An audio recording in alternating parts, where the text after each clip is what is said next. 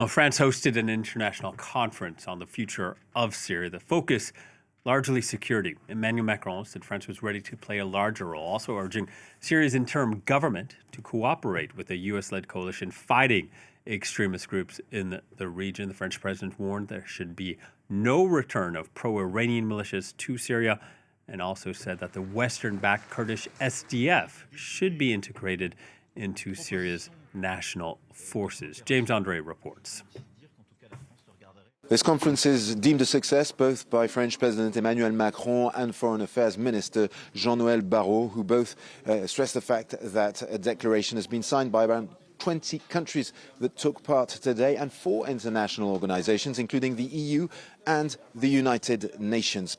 Emmanuel Macron took this opportunity to state his vision of what needs to happen in Syria in the future and what he is calling for. One of the main items is security, saying that it is crucial to make sure that there is no resurgence of the Islamic State group in Syria, saying that France was ready to take part in reinforcing the international coalition in the northeastern part of the country, and also saying that indeed he wants to support the Kurdish-led Syrian Democratic Forces and that he wants these, as he said, strong fighters to join the future Syrian army.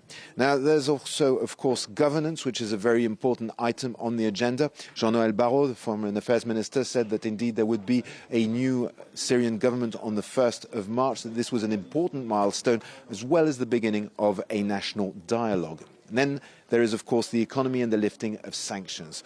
France calls very squarely for a lifting of the sanctions in order to jumpstart the Syrian economy.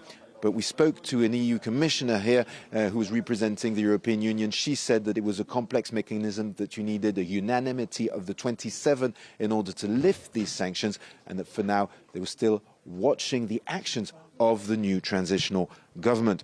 And of course, one main item also is transitional justice, to bring justice to the victims of the regime of Bashar al-Assad. And there as well, France has promised some technical assistance. One of the main announcements, probably Emmanuel Macron confirming that indeed he will be inviting al-Sharaa, the new transition president of Syria, here in Paris for talks. But for now, there's been no word of reopening the French embassy in Damascus.